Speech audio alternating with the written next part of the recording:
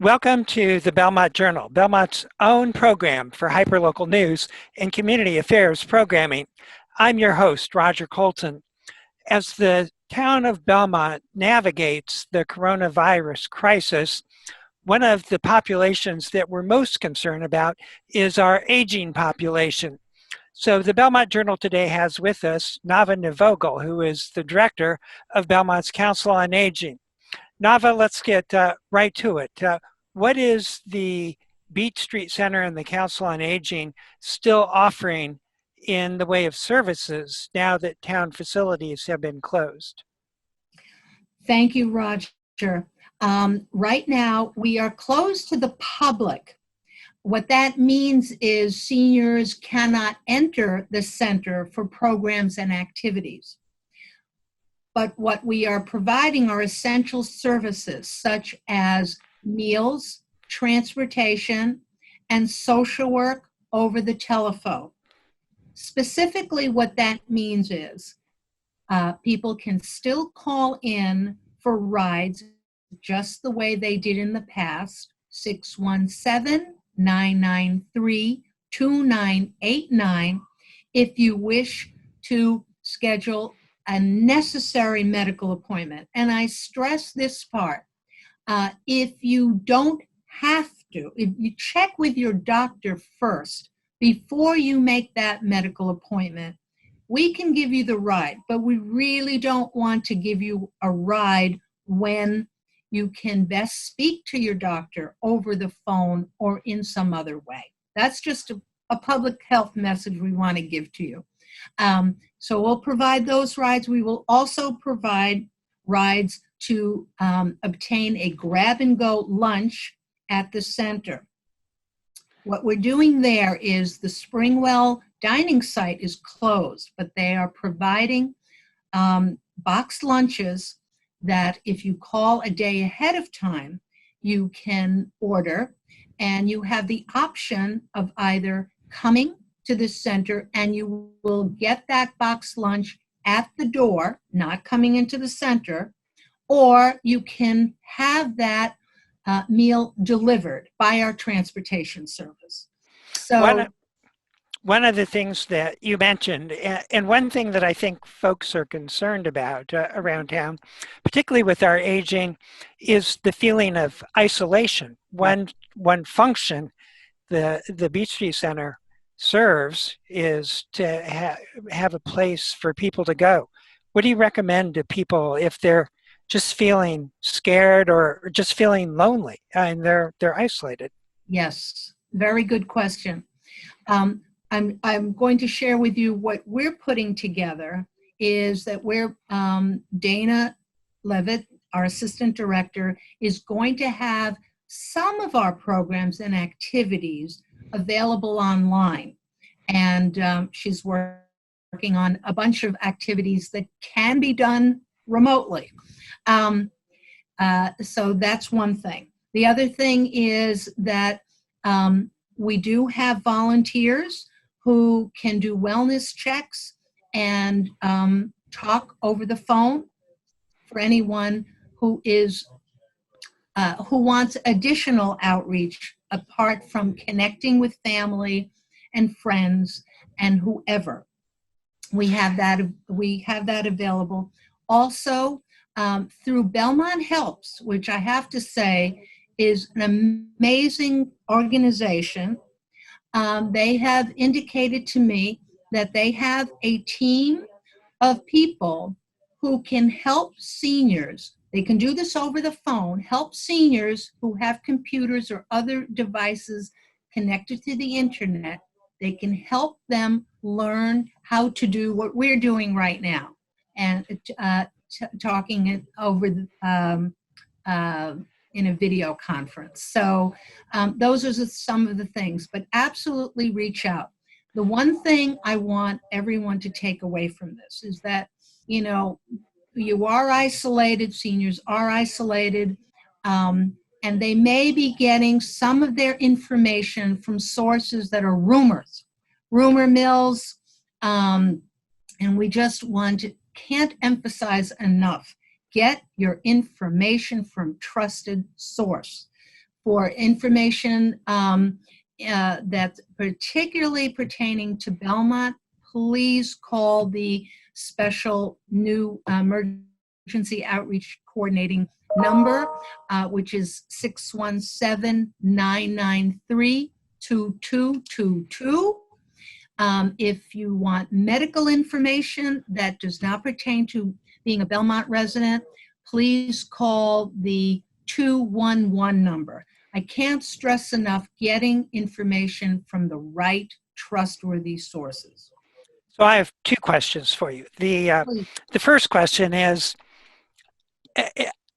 when, I'm not real sure how to ask this, but we're talking as though seniors will act on their own behalf. What responsibility, in your opinion, do neighbors and friends have to identify people who may be in need? That's a great question. I think that I would recommend that, yes, if you know of an elderly neighbor, please reach out to them, obviously by phone or proper social distancing, but absolutely see what they need. And if you like, Belmont Helps is looking for volunteers, and you can organize yourself by neighborhood, so that if you're considering helping with groceries, consider doing it for maybe somebody you don't know, but somebody who lives in the neighborhood, and then they can get to know you that way. So yes, I do urge the community. I have to say, Roger, people have been stepping forward in an amazing way so far. So that's been very heartening. And then my second question is, at what point do people call first responders? Do people call the police or the firefighters? You know, you have a neighbor who you haven't seen in 4 or 5 days. At what point do you have to assume that something may not be right? Is that an answerable question? I think it's not necessarily a coronavirus question. It's because it could be any. I mean, there could be many different kinds of situations where you would be concerned if you hadn't seen somebody ordinarily, if you see mail pile up, whatever. The fire department, first responders will do wellness, well-being checks on people. We at the Council on Aging don't do that, but it's possible. But that's who to call for well-being checks.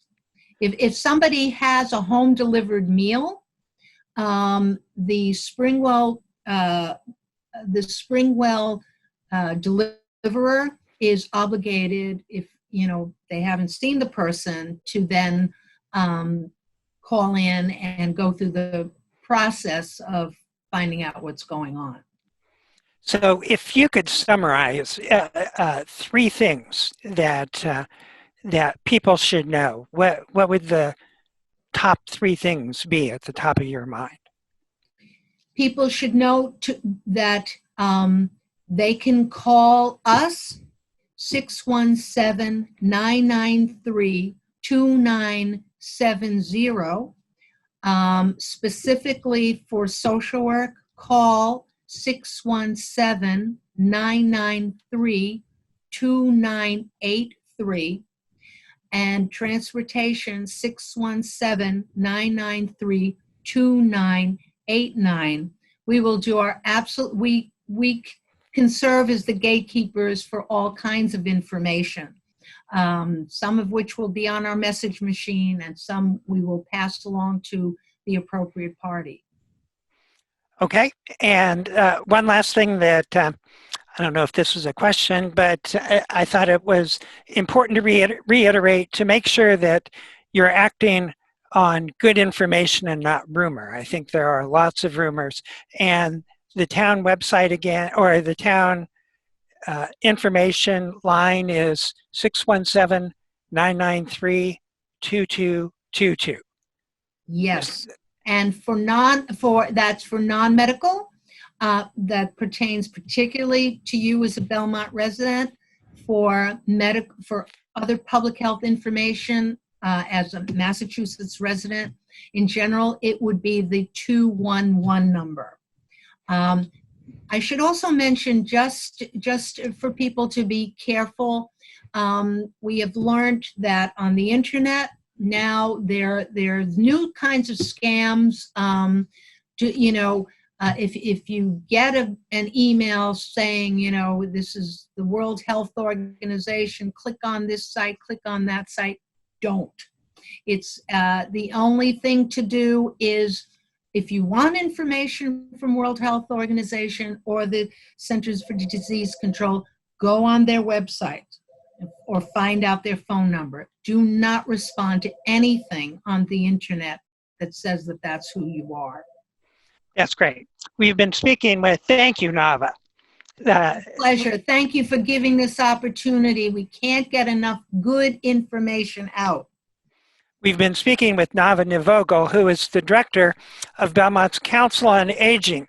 Nava, will have you back as the crisis continues to tell us whatever new information and new news the public needs to know. You've been watching a special edition of the Belmont Journal. We will keep you up to date on a day-to-day basis through this online process that we've got. You've been watching the Belmont Journal. I'm your host, Roger Colton. I will talk to you again next time.